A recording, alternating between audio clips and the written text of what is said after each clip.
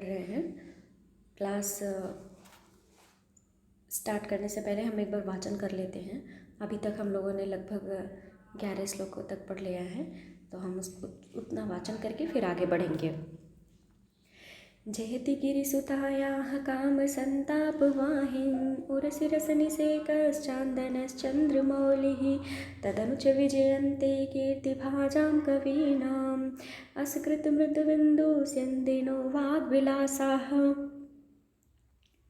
जयति मधुसहायः सर्वसंसारवल्ली जननजरठकन्दः कोऽपि कन्दर्पदेवः तदनु पुनर्पाङ्गोत्सङ्गसञ्चारितानां जयति तरुणयोऽसिल्लोचनानां विलासः। अगाधान्तः परिस्पन्दं विबुधानन्दमन्दिरं वन्दे रसान्तरप्रौढं स्रोतः सारस्वतं वहत्। प्रसन्नाः कान्तिहारिण्यो नानाश्लेषविचक्षणाः भवन्ति कस्यचित् पुण्यै मुखे वाचो गृहे स्त्रियः। किं कवेस्तेन काव्येन किं काण्डेन धनुष्मतः परस्य हृदये लग्नं न घोर्डयति यच्छिरः। अप्रगल्भाः पदन्यासे जननीरागहेतवः सन्त्येके बहुलालापाः कवयो बालिका इव अक्षमालापवृत्तिज्ञा कुशासनपरिग्रहा ब्राह्मीव दौर्जनी संसत् वन्दनीया समेखला रोहणं सूक्तरत्नानां वृन्दं वन्दे विपश्चितां यन्मध्यपतितो नीचः काचोप्युच्चैर्मणीयते। अत्रिजातस्य या मूर्तिः शशिनः सज्जनस्य च क्व सा वै रात्रिजातस्य तमसो दुर्जनस्य च निश्चितं ससुरः कोऽपि न कुलीनः शमे मतिः सर्वथा सुरसम्बद्धं काव्यं यो नाभिनन्दति स दूषणापि निर्दोषा सखरापि सुकोमला नमः तस्मै कृतायेन रम्या रामायणी कथा। कल यहाँ तक हम लोगों ने पढ़ लिया था। आगे का श्लोक हम देखेंगे। व्यासः क्षमाभृतां श्रेष्ठो वन्द्यः स हिमवानिव सृष्टा गौरीदृशीयेन भवे विस्तारि भारत। यहाँ पर त्रिविक्रम भट्ट जी कहते हैं कि हिमवान इव क्षमाभृतां श्रेष्ठो व्यासः वन्द्यः। हिमवानियो अर्थात हिमालय पर्वत के समान क्षमाभृताम या क्षमाशालियों में जो श्रेष्ठ है सह व्यासः उन व्यास कवि को मैं वन्द्यः यानी मैं उनकी वंदना करता हूँ। येन अर्थात जिन्होंने भवे यानी इस संसार में गौरी दृशा गौरी के समान विस्तार भारता यानी महाभारत रूपी गौह इस प्रकार की वाणी को सृष्टा यानी रचना किया है। तो फिर से देख लीजिए, जैसे हिमालय पर्वत ने गौरी को उत्पन्न किया है, जन्म दिया है, रचना की है, उसी प्रकार व्यास जी ने महाभारत काव्य की रचना की है। इसलिए मैं उनकी वंदना करता हूँ। विस्तारि भारता सृष्टा महाभारत रूपी गौ का अर्थ जब गौ के साथ री लेंगे तो गौरी पार्वती हो जाएंगे, और जब सिर्फ गौ का अर्थ लेंगे तो वहाँ पर वाणी अर्थ हो जाएगा। क्या फिर से एक बार देख लीजिए। हिमवान इव हिमालय पर्वत के समान क्षमाभृताम यानी क्षमाशालियों में जो श्रेष्ठ है सह व्यासः वह महर्षि व्यास की मैं वंदना करता हूँ या वह व्यास वंदनीय है, क्योंकि ये न जिनके द्वारा भवे यानी इस संसार सागर में ईदृशी यानी इस प्रकार की विस्तार भारता महाभारत रूपी गौह यानी वाणी को सृष्टा यानी रचना किया। मैं उन व्यास कवि की उन व्यास महर्षि की वंदना करता हूँ जिन्होंने इस संसार में इस प्रकार की महाभारत रूपी वाणी की रचना की है है ना। अब हिमवान के अर्थ में श्लेष के साथ इसका अर्थ देख लीजिए। हिमवान के समान व्यास को श्रेष्ठ क्यों बताया? क्योंकि हिमवान भी जितने भी क्षमावृत कहते हैं पर्वतों को, पर्वतों में श्रेष्ठ हैं हिमवान। हिमालय पर्वत समस्त पर्वतों में श्रेष्ठ हैं और वह हिमालय पर्वत वंदनीय हैं। और उन्होंने गौरी के समान पुत्री को जन्म दिया है। और वह गौरी भवे यानी भगवान शंकर, भव भगवान शिव को भी कहते हैं ना, तो भव में सप्तमी का एक वचन, वह गौरी भगवान शंकर में जो शिव शंकर विशेष प्रकार की आभा प्रकट करते हैं, वह गौरी अपनी आभा से भगवान शिव शंकर में रता यानी रत रहती हैं। ऐसी गौरी को जिन्होंने जन्म दिया है वह हिमवान वंदनीय है। फिर से अर्थ एक बार देख लीजिए।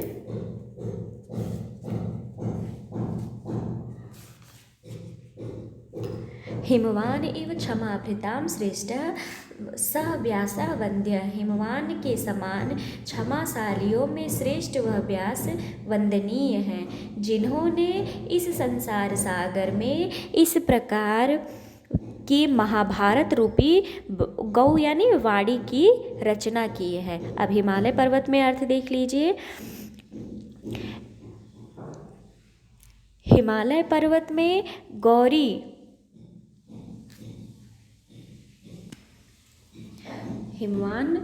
हिमालय पर्वत ने जो समस्त क्षमाभृताम यानी पर्वतों में जो श्रेष्ठ हैं, उन्होंने इस संसार में विस्तार भा यानी एक अद्भुत कांति वाली मतलब जिसकी कांति बहुत अत्यधिक है, ऐसी गौरी को जन्म दिया है जो भवे यानी भगवान शिव में रता यानी रता रहती हैं। तो इस तरीके से हिमालय पर्वत के साथ गौरी का अर्थ हम लेंगे और महाभारत रूपी गौ यानी वाणी का जब अर्थ लेंगे तो व्यास की हम वंदना करेंगे। फिर से एक बार देख लीजिए। वह हिमवान के समान समस्त क्षमाशालियों में श्रेष्ठ व्यास की मैं वंदना करता हूँ, या वह व्यास वंदनीय है, जिन्होंने इस संसार में इस प्रकार की ईदृशी यानी इस प्रकार की महान महाभारत रूपी वाणी की रचना की है। और हिमालय पर्वत में अर्थ करेंगे तो वह समस्त पर्वतों में श्रेष्ठ हिमालय पर्वत वंदनीय हैं, जिन्होंने विस्तारिभा यानी अद्भुत कांति वाली या विस्तार कांति वाली गौरी को जन्म दिया है, जो गौरी भगवान शंकर में रत रहती हैं। कैसी गौरी को जन्म दिया है? जो अद्भुत कांति वाली हैं या विस्तारित कांति वाली हैं और जो भव में रहती हैं। भव यानी भगवान शिव शंकर में अनुरक्त हैं, उनसे प्रेम करने वाली हैं। ऐसी गौरी की रचना करी है हिमालय पर्वत ने। आई होप अर्थ समझ में आ गया होगा। आगे चलते हैं। 13वें श्लोक में कहते हैं, करडांत विभ्रम भ्रांति कृष्णार्जुन विलोचना करोति कस्य न आह्लादम कथा कांतेव भारती।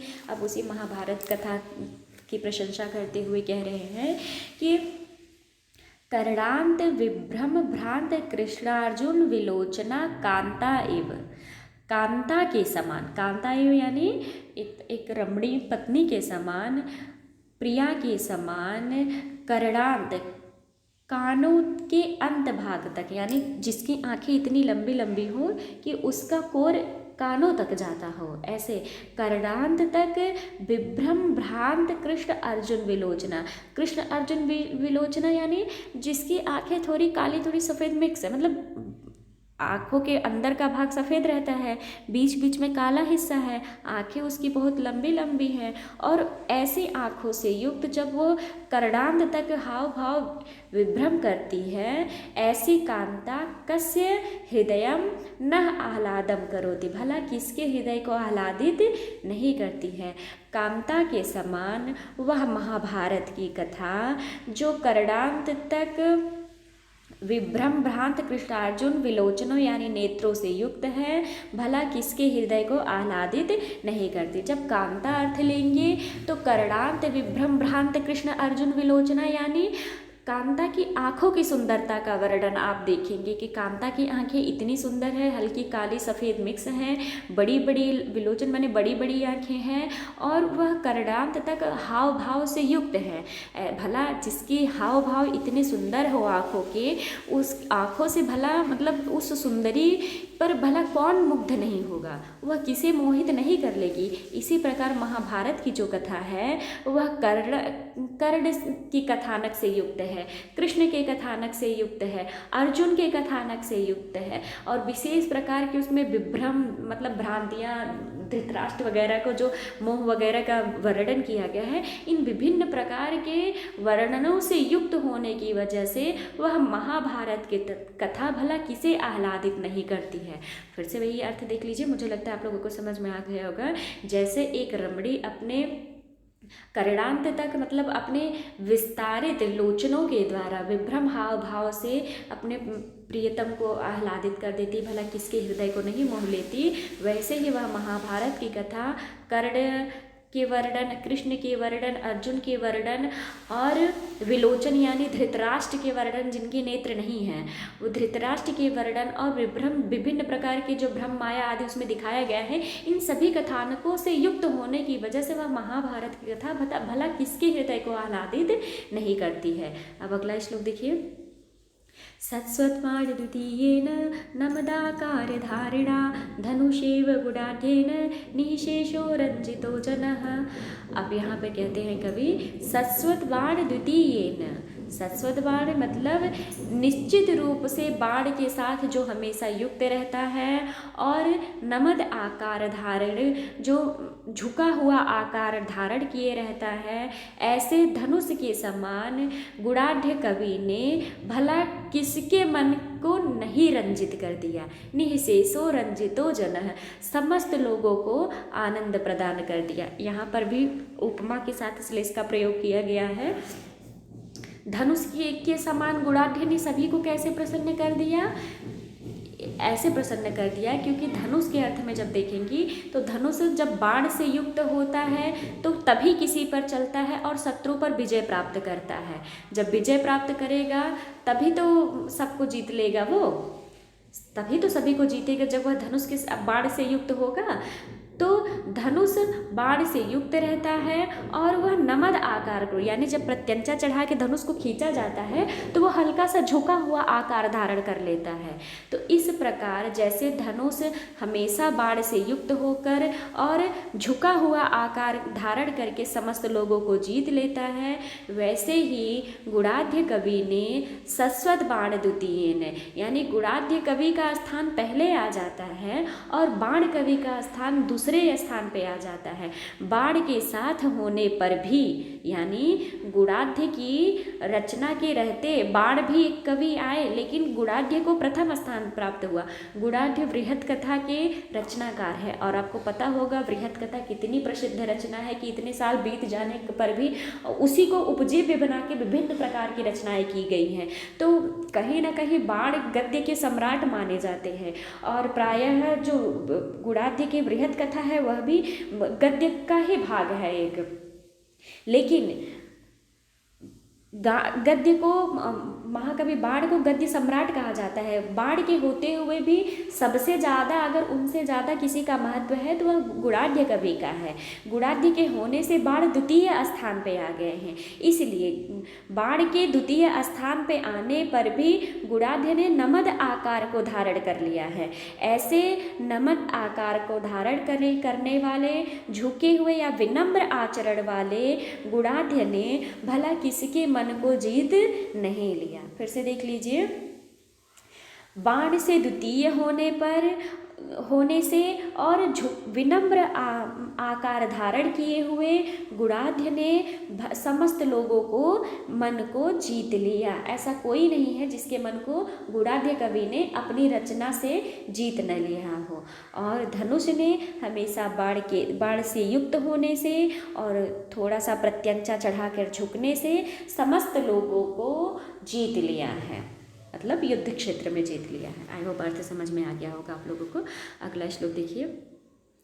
इत्थं काव्य कथानक रसैः येषां कवीनाम विद्वांसः परिपूर्णकर्णहृदयाः कुम्भापयोर्वि यथा वाचो वाच्यविवेकविक्लवधियाम् ईदृग्विधा मादृशां लप्स्यन्ते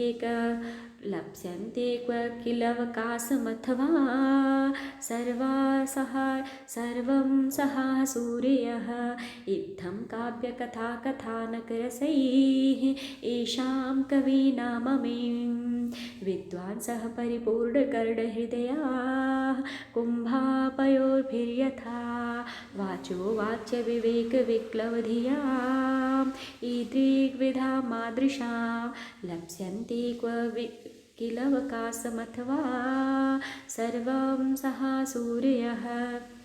यहाँ पर त्रिविक्रम भट्ट जी अपनी निंदा करते हुए कहते हैं, अपने काव्य की निंदा हुआ करते हुए कहते हैं कि इस प्रकार की इत्थम यानी अभी तक जैसे आपने गुणाधि की कथा को देखा, बाण की कथा की प्रशंसा सुनी आपने रामायण की प्रशंसा सुनी, आपने महाभारत की प्रशंसा सुनी, ऐसे महान कवियों के इस प्रकार के काव्य के कथा कथानक से परिपूर्ण जो आज के कवि हैं, अमीम कवि नाम, इन कवियों के जो उस कथा कथानक से पूर्ण हृदय वाले हो गए हैं। मतलब एक ऐसा जैसा घड़ा होता है वह दूध से परिपूर्ण होता है एकदम ऊपर तक, वैसे ही यह जो अभी तक रामायण महाभारत बाण की रचनाएं गुणाधि की रचनाओं से जो आधुनिक कवि हैं उन कथानक के रसों का पान करके एकदम गले तक उनका हृदय एकदम भर गया है, मतलब प्रफुल्लित हो गया। अब किसी और कथा उनको आनंद प्राप्त करे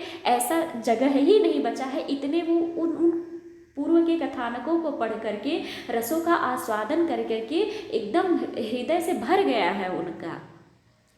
फिर से देख लीजिए, इस प्रकार के रामायण महाभारत आदि की विभिन्न प्रकार के कथा कथानक के रसों से आजकल के कवि अमी कवि नाम, इन कवियों का जो हृदय है वह कुंभ के समान, दूध से भरे हुए घड़े के समान ये भी पूर्ण हृदय वाले हो गए हैं। भला इन लोगों के हृदय में वाचो वाच्य विवेक विक्लव धियाम ईदृग्विधा मादृशाम, भला मेरे इस प्रकार की जो पुंडित बुद्धि है, वाच्य में विवेक में जो विक्लव मेरी धिया है या मेरी बुद्धि है, भला लप्स्यन्ते क्व किल अवकाश, भला वह अवकाश यानी स्थान कहाँ प्राप्त करेगी, क्व लप्स्यन्ते अवकाश प्राप्त करेगी मतलब स्थान कहाँ प्राप्त करेगी। जैसे इतनी श्रेष्ठ श्रेष्ठ रचनाएं जो पहले हो चुकी हैं उनके स्थान पर मेरी यह तुच्छ रचना भला कहाँ स्थान प्राप्त करेगी। अथवा सर्वम सहाह सूर्य, लेकिन जो सूर लोग होते हैं, जो विद्वान लोग होते हैं, जो महावीर लोग होते हैं, वह सब कुछ सहन कर ले जाते हैं। तो मेरी इस मूढ़ बुद्धि के द्वारा जो रचना की गई है इसको भी वो स्थान देंगे, ऐसा त्रिविक्रम भट्ट जी कहते हैं। ये बहुत इंपॉर्टेंट लाइन है। फिलहाल अभी तक जो भी श्लोक चल रहे हैं इसमें से कोई भी श्लोक की लाइन पूछ लेता है तो कृपया इसके अर्थ को समझे रहिए अच्छे से, और वाचन 10 दिन तक कंटिन्यू करिए। 10 दिन तक आप वाचन करेंगे तो 10 दिन में आपको इतना कंठस्थ हो जाएगा कि फिर आपको बार बार पढ़ने की ज़रूरत नहीं पड़ेगी। फिर 15-20 दिन के बाद भी आप रिवाइज़ करेंगे तब भी आप भूलेंगे नहीं। तो अब आई होप आपको समझ में आ गया होगा। फिर से देख लीजिए कि इत्थम काव्य कथा कथानक रसैः येषां कवीनाम, इस प्रकार की काव्य कथानक के रसों से आजकल के जो कवि हैं, ये जो विद्वान लोग हैं, वह दूध से भरे हुए घड़े के समान परिपूर्ण हृदय वाले हो गए हैं। तो भला ऐसे विद्वान के हृदय में मूढ़ बुद्धि मेरे द्वारा रची गई यह जो विधा है, यह जो रचना है, वह भला कहाँ अवकाश प्राप्त करेगी, कहाँ स्थान प्राप्त करेगी। अथवा सर्वम सहाह सूर्यः। अब आगे कहते हैं, वाचः काठिन्यम आयान्ति भंगश्लेष विशेषतः न उद्वेगः तत्र कर्तव्यो यस्मान्नेको रसः कवि। वाचः काठिन्यम आयान्ति भंगश्लेष विशेषतः न उद्वेगः तत्र कर्तव्यो यस्मान्नेको रसः कवे। यहाँ त्रिविक्रम भट्ट जी कहते हैं कि भंग श्लेष की विशेषता से, भंग श्लेष विशेषता यानी शभंग श्लेष या जो श्लेष अलंकार होता है वह भंग श्लेष की विशेषता से वाचः काठिन्यम आयान्ति, वाणी में कठिनता आ जाती है। जैसे जो रचना कोई काव्य रचित गई है उसमें अगर श्लेष अलंकार का आधिक्य प्रयोग किया गया है तो उसको उसका अर्थ समझने में कठिनता आ जाती है, उसमें कठिनता आ जाती है। तत्र यानी वहाँ पर उस कठिनता को पढ़ने में न उद्वेगः कर्तव्यो, विद्वानों को उसमें उद्वेग नहीं करना चाहिए, उद्वेग नहीं करना चाहिए अर्थात मतलब व्याकुल नहीं होना चाहिए। क्योंकि यस्मात् यानी क्योंकि कवेः एको रसः न, कवि के लिए एक ही रस नहीं होता। इसका मतलब जैसे त्रिविक्रम भट्ट जी कहते हैं कि मेरी जो रचना है वह श्लेष अलंकार से युक्त है, श्लेष अलंकार का प्रयोग करने से वाणी में कठिनता आ जाती है, अर्थ को समझना आसान नहीं रह जाता है। तो ऐसे में जो विद्वान को चाहिए ये कि उन्हें व्याकुल नहीं होना चाहिए, उसे अर्थ को समझने का प्रयास करना चाहिए। क्योंकि कोई भी कवि हो, कोई भी विद्वान हो, उस विद्वान के लिए केवल एक ही रस थोड़ी होता है कि एकदम सरल सरल हम कर दे, रचना कर दे। जब आप सरल का ही अर्थ समझेंगे तो मतलब क्या रह जाएगा। विद्वानता तो तब है ना जब श्लेष युक्त अर्थों को आप समझें। तो वही यहाँ पे कहते हुए कवि ने कहा है। आइए अब हम आगे चलते हैं। अब 17वां श्लोक देखिए। काव्यस्य आम्रफलस्य इव कोमलस्य इतरस्य च बन्धच्छाया विशेषेण रसो अपि अन्यादृशो भवेत्। काव्यस्य आम्रफलस्यैव कोमलस्य इतरस्य च बन्धछाया विशेषेण रसो अपि अन्यादृशो भवेत्। यहाँ पर कवि आम्र के फल के समान काव्य की रचना को बताते हुए उसकी प्रशंसा करते हुए कहते हैं कि जैसे आम्र का फल होता है, कब वो कोई आम कोमल होता है और कोई कठोर होता है। कोमल कब होता है? जब आम पक जाता है तो वह आम कोमल होता है, और जब आम कच्चा रहता है तो वह आम कठोर रहता है। और बंध छाया की विशेषता से, बंध छाया की विशेषता से यानी कैसा हो, किस पेड़ का, जैसे विभिन्न प्रकार के पेड़ होते हैं, कोई कमली आम होता है, कोई छोटा आम होता है, कोई बड़ा आम। तो आप लोगों ने लंगड़ा आम, पता नहीं विशेष प्रकार के आमों के प्रकार सुने होंगे। तो उस बंध छाया की विशेषता से रसो अपि अन्य दृशो भवेत्, जैसे जिस आम का जो पेड़ होगा, जैसे उसका बंधन होगा, मतलब उस पेड़ की जो विशेषता होगी, उस बंध छाया की विशेषता से ही प्रत्येक आम का रस भी भिन्न भिन्न प्रकार का होता है। उसी प्रकार काव्य भी, कुछ काव्य कोमल होते हैं, कोमल यानी प्रसाद गुणों से युक्त, एकदम सरल भाषा से युक्त, और कठोर यानी श्लेष आदि अलंकारों से युक्त, ओज गुण से युक्त। तो काव्य भी भिन्न भिन्न प्रकार के होते हैं, और जिस काव्य की जो बंध छाया होती है यानी जिस प्रकार का उसका प्रबंधन किया जाता है, कोई प्रसाद गुण युक्त, कोई माधुर्य गुण युक्त, कोई ओज गुण युक्त, कोई किसी में उपमा अलंकार तो किसी में श्लेष अलंकार, तो जिस जिस प्रकार के उस काव्य का प्रबंधन होगा उसी प्रकार से उसका रस भी होता है। कोई काव्य बहुत ही आस्वादित, बहुत ही सरल ढंग से होता है, तो कोई थोड़ी सी कठिनता से समझ में आता है। तो यहाँ पर काव्य की विशेषता बताई है त्रिविक्रम भट्ट जी ने। फिर से आई होप समझ में आ गया होगा, बहुत ईजी अर्थ है, फिर से देख लीजिए। काव्य भी आम्र फल के समान कभी कोमल होता है, कभी कठोर होता है। जैसा उसका प्रबंधन होता है वह अपनी प्रबंधन की विशेषता से उसका रस भी अन्य अन्य विभिन्न प्रकार का होता है। आम कैसे भिन्न प्रकार का होता है? आम जब पक जाता है तो वह कोमल होता है, जब आम कच्चा रहता है तो वह कठोर रहता है। और आमों में भी कई प्रकार की प्रजातियां पाई जाती हैं। तो जिस प्रजाति का वह आम का वृक्ष होगा, जैसा उसका बंध छाया होगा, उसी विशेषता से युक्त उसका रस भी होता है ना। कोई आम बहुत मीठे होते हैं, कोई आम बहुत खट्टे होते हैं रसास्वादन में, तो इस प्रकार से उसकी विशेषता है। अब हम आज यहीं तक रखते हैं, मिलते हैं नेक्स्ट वीडियो में। कल से यहाँ पर इसका गद्य भाग स्टार्ट हो जाएगा। चंपू काव्य है, इसमें गद्य पद्य मिक्स है। तो आज श्लोक ये यहाँ पर कंप्लीट हो गए। अभी बीच बीच में आएंगे, पद्य भाग भी बीच बीच में आएगा, लेकिन यहाँ से गद्य भाग स्टार्ट हो जाएगा। तो हम इसके आगे कल पढ़ेंगे। Thank you.